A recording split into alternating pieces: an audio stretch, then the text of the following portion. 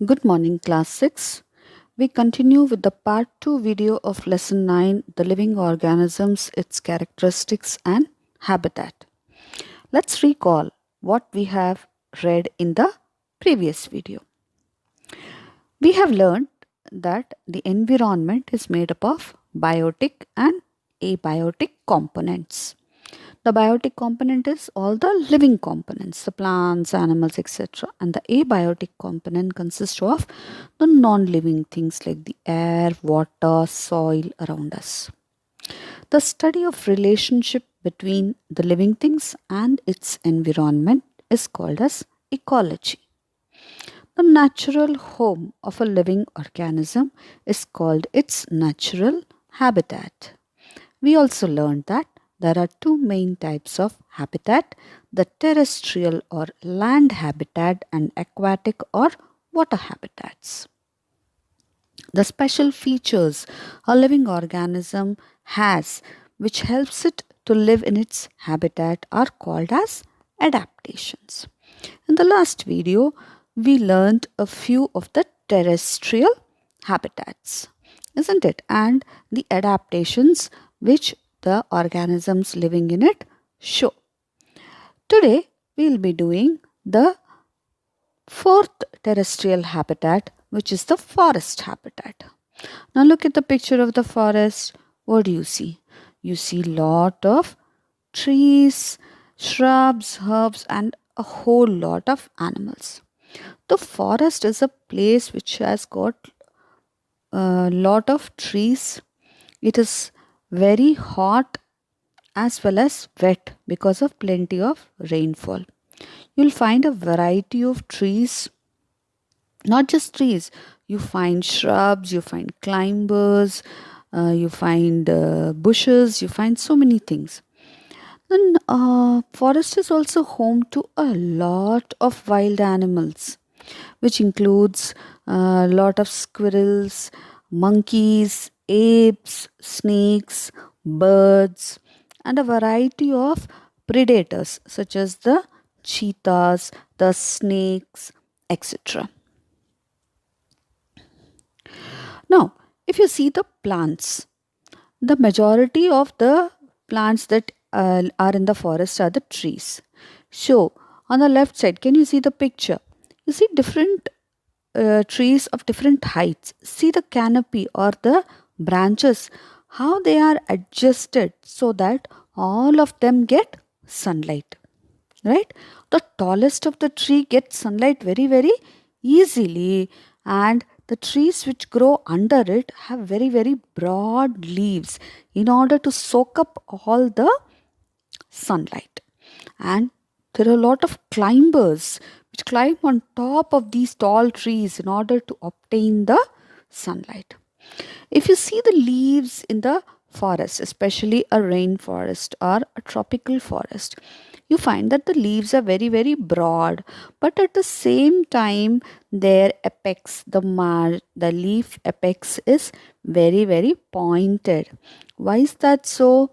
So that all the water drains away. It acts like a spout of a kettle. Have you seen a tea kettle? Okay, these tips of the leaves act as spouts so that all the water gets easily drained off and the leaves do not rot and damage. Coming to the animals that we can find in the tropical forest, you see a variety of animals. You see lot of apes, isn't it? Most of the animals that live in the forest are adapted to live on the trees. So you see the monkeys, the orangutans, it could be the chimpanzees, the orangutans, the monkeys. They all love to live on the tree. In order to be on the tree, they should have very, very strong and long arms so that they can swing from one tree to another without getting down every time from one tree and then climbing on top of the other. Then there are a lot of birds, as trees are home to birds. They can easily build their nest there and they can also easily get food. So you can find a lot of birds in the forest. You have lot of prey and predators here too. The leopard, the cheetahs, all of them have homes in the jungles. They use camouflage again to hide from their prey and hunt them down. Similarly, the stick insect and the leaf insect that you saw in the first video, they also live here and try to camouflage from their predators. The birds and the squirrels have a special adaptation in order to live in the jungle and eat not only the soft fruit but the hard nuts as well. Their beaks are curved in order to crack open the nuts. So, these are some of the adaptations that animals living in a forest show. Moving on to the second main type of habitat, that is the aquatic habitat, the water habitat. Now, what are the different types of water habitat? The two main types of water habitat are fresh water and oceans or seas. The freshwater habitat, in the freshwater habitat, you can find rivers and streams which are flowing waters, and there are lakes and ponds which have stagnant water or water which does not move. In ocean habitats, we have the open oceans, the open seas. Then there are the coastal regions and there are the coral reefs. Okay, shallow underwater coral reefs. So these are the different types of aquatic habitat that we come across. Let's see how the animals living in the water are adapted to live in it. On the left side, can you see a multicolor, beautiful rainbow color fish? What is its shape? Does it look like a boat? Yes. Most of the water animals, if you see all the fishes for that matter, have a boat shape. Or we call it as a streamlined body. What is this boat shape called? It is called a streamlined body. Is there any special significance for this shape? Yes. If you see all the birds or all the fishes, all of them are the same shape. Why? This shape makes them or helps them to move easily in the water. This is the same reason why we make the boat also in the same shape. The edges are narrow and in the middle it is broad. Why? Because this shape helps the boat or the fish to move easily in the water. Is it necessary that if you live in water you must have a boat shape? No, not necessary. What about the second picture? Can you see the crab, the shellfish, the starfish, the sea anemones, the mollusks, the oysters? Are they all boat shaped? Do they have a streamlined body? No, they do not have a streamlined body, and for this reason, they live at the bottom of the sea on the sand. Right? So if you live in water, if you move, it is better to have a streamlined body. But if you don't, then your option is to live at the bottom of the lake, pond, or the sea.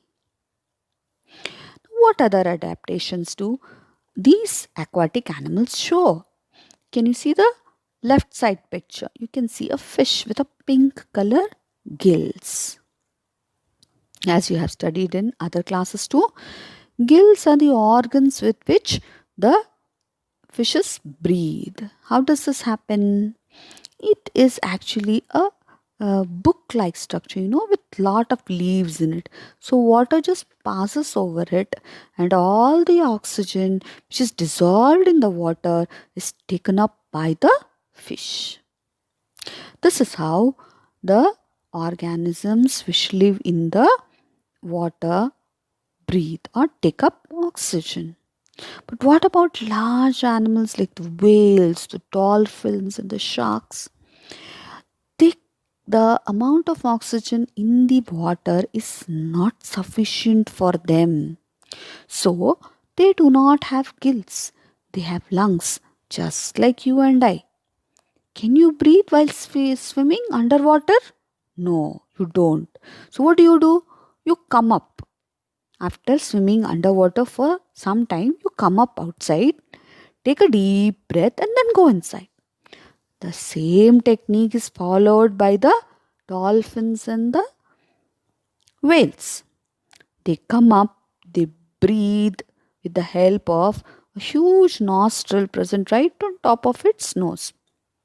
We call this as the blowhole. It breathes and then goes inside.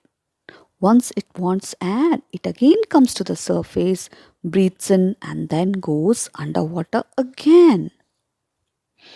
Now, how do these aquatic animals move?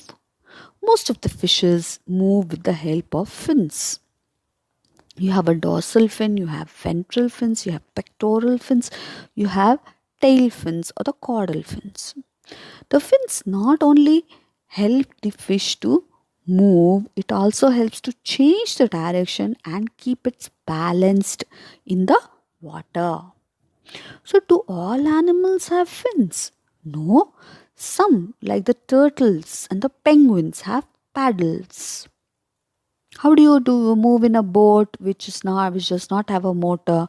You have oars, don't you? You have bat-shaped sticks which help you to push the water and make the boat move forward. That is what we call as the oars. So these animals, instead of those things, they use their limbs. It may be the arms or the legs, and it is changed into a paddle. We call them as paddles, which helps it to move in the water. So aquatic animals move with the help of fins or paddles inside the water. Let's move to the plants, the aquatic plants. How do they show adaptation? What adaptation do they show? Look at the picture. The same picture you'll find in your textbook also. Okay, you find three different types of plants. How? See, the one on the right, the one which is yellow in color. It is a free floating plant. It means the roots do not come to the bottom of the lake. It is floating. So when the wind blows, this plant can move anywhere that it wants. It's a free floating plant. Look at the one on the left side. What do you see? Its roots are on the bed of the pond, but its flowers and leaves are on the surface. These plants are called as the fixed plants. So, like the lotus that you see in the ponds, isn't it? Look at the middle plant, the plant which is completely underwater. What do we call this? We call this type of plants as the submerged plants. Now, what about the free floating plants? What adaptations do they show? This picture that you see is a free floating plant called as the duckweed. It is a plant which is known to have the smallest flower, right? The roots of such free floating plants are not at all well developed. Okay, though the root is under the water, the flower and the leaf will be found floating on top of the water. What about the stomata? The stomata are present only on the upper side of the leaf. If they are present on the underside of the leaf, all the water will go inside the leaf through the stomata, isn't it? That is why they have stomata only on the upper side of the leaf. Look at the fixed aquatic plant. This is the best example. Everybody must have seen it, isn't it? It is the lotus plant. So the lotus plant has its root fixed to the bottom of the pond or the lake where it is growing. What about the stem? Have you seen the stem? The stem is very, very thin and hollow like a tube filled with air, so that the lotus leaf as well as the flower can easily move along with the current and will not get damaged. The leaves in this case also have stomata on the upper side. Now, what is magical about the lotus leaf? Do you see the drop of water on the leaf? Why does it look like a drop like that? And what will happen if we slightly tilt the leaf? It will fall down, isn't it? You know why? Because the lotus leaf is coated with a layer of wax, which does not allow the leaf to get wet and can make the water easily fall down from it. This protects the leaf from rotting. What about the plants which are completely underwater? Look at the leaves, how they are. They are very, very tiny or ribbon shaped they are. So that the water currents do not damage them. They can easily move along with the current. Okay. And the plant is filled with air pockets to help it to float. So these are the adaptations of plants which live inside the water. Now, we saw so many living organisms throughout this lesson, didn't we? Now, do they have anything in common? Can you recall your second standard or third standard? We learnt about living organisms, rather, the difference between living and non living. Do you remember? Okay, we said certain things about them. Living things require food, they can reproduce, they can move, they breathe, isn't it? So, this is just an extension of that lesson. Okay, we'll add a few more characteristics. In total, we have got 7 characteristics of living organisms. All organisms require food. Yes? No? Yes. Plants do require food. Though they make food for us, they require uh, raw material in the form of carbon dioxide, water. Then only they are able to make food for us. That is why they are called as producers, and all the other animals depend on the plants or other animals for their food and hence are called as consumers. All living things grow. True? No. Why?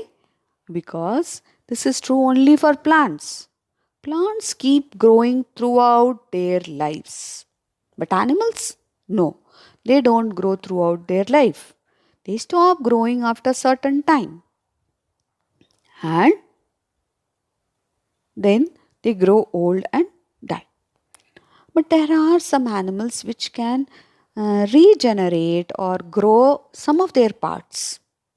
Like a starfish. If you cut on one of the arms of the starfish, it can grow it back. Have you seen a lizard's tail? Sometimes when the lizard is afraid or it is sick, it will leave its tail behind. But after a few days, if you see, it would have grown back its tail. So certain parts of the body can grow back. But if you cut your hand or leg, it will not grow back. Right? So be safe. Take care of your hands and legs. All living things respire. What do you mean by respire or respiration? Breathing. Yes, we learnt it, isn't it, in second standard? We need air to breathe. Yes, all living things need air to breathe. They take in oxygen and give out carbon dioxide. Why? This is required to break down the food and get energy. That is why we need to respire or breathe. All animals can move. Is it true? Yes, all animals can move. But can plants move? No. Plants do not move from one place to another. Most of the animals move from one place to another in search of food, water, and shelter. But can plants move? No. Plants cannot move from one place to another. Does it mean that they do not show any sort of movement? No, that is also not true. The opening and closing of the buds, the opening and closing of the flowers. Have you seen the lotus? It'll flower only in the daytime. At night it'll close. Right? Have you seen the touch me not plant? You touch the leaves and it'll close. The head of the sunflower, it'll turn in whichever direction the sun is, it'll turn towards the sun. So plants do show movement, but they cannot move from one place to another. All living things excrete. What is this excrete? It means to remove waste. Excretion, removing waste. When you need food, you burn it, so some waste will be produced inside your bodies, isn't it? That has to be thrown out. Otherwise, it will accumulate in our bodies. So, different animals have different methods of excretion. We excrete air, okay, carbon dioxide. Our body does not require that. We breathe it out, isn't it? Sweat, that is also a type of waste. When we run too fast, the excess amount of water and minerals from our body is given out in the form of waste. The urine that you pass, the stools that you pass, all that is waste. Do plants also excrete? Yes, plants also excrete. They give out oxygen, which is a waste for them. They do not require that. They give it out. It is a waste for them. Sometimes, if you have cut a plant, have you seen some white milk like thing oozing out? Yeah, that is the waste produced by the plants. But sometimes the plants retains it because when they look at this waste, insects will not come near them. That is why they retain this waste inside them. All living things reproduce. Again, correct. In animals, we have two methods of reproduction: laying eggs or giving birth to babies directly, oviparous and viviparous. What about plants? Most of the plants produce with the help of seeds, but there are other methods of reproduction also, like from the stem, from the root, from the leaf also. We learnt, isn't it? In plants lesson, we learnt about the different methods of reproduction. And the last and the most important, they respond to stimuli. What is the stimuli? Suppose you are in a dark room. I take a nice bright torch and put it on your face. What will you do? Immediately your hands goes up in front of your eyes. Isn't it? That is your response. To what? To the light. So the light is the stimuli and your covering your eyes is the response. So all living things show response to stimuli. They show some change to, they show adaptation, they show some movement to the change that occurs in the environment. This is called as response to stimuli. So plants as well as animals both show response to stimuli. These are the 7 characteristics of living organisms. Any living organism, if you see, it will show all of these characteristics. Hope you enjoyed the lesson as much as I enjoyed teaching it to you. Thank you.